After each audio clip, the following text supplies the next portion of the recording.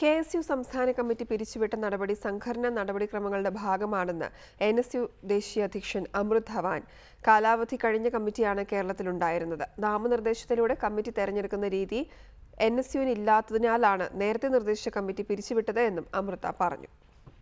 കഴിഞ്ഞ ദിവസമാണ് KSU ജില്ലാ സംസ്ഥാന കമ്മിറ്റികൾ പിരിച്ചുവിട്ടതായി കേരളത്തിന്റെ സംഘടനാ ചുമതലയുള്ള സെക്രട്ടറി S. ശ്രാവൺ അറിയിച്ചത്. ഇതോടൊപ്പം തന്നെ പുതിയ കമ്മിറ്റിയെ തെരഞ്ഞെടുക്കാനുള്ള നടപടിക്രമങ്ങൾ ആരംഭിച്ചതായും ശ്രാവൺ അറിയിച്ചിരുന്നു.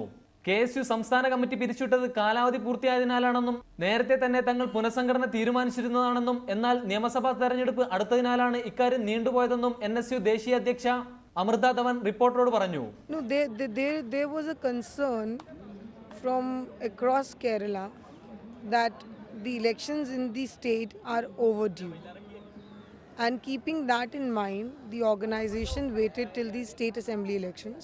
Now the assembly elections are also over, so the organization took the call that we should launch membership so that we can through membership enroll new students. നാമനിർദ്ദേശത്തിന്റെ അടിസ്ഥാനത്തിൽ സീറ്റ് നൽകുന്ന രീതി NSUവിൽ ഇല്ല. സംഘടന തെരഞ്ഞെടുപ്പിലൂടെ കമ്മിറ്റി രൂപീകരിക്കുന്നതാണ് NSUവിന്റെ കീഴ്വഴക്കമെന്നും അമൃത കൂട്ടിച്ചേർത്തു. We do not do appointments, we do it through election process, and when the news came, so the stand was like we cannot endorse appointments and we do not validate them. So that's how the internal discussion came on, that it's a time that we do the membership and later the elections.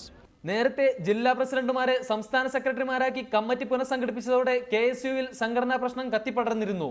Muhammad Nisar, reporter, Delhi.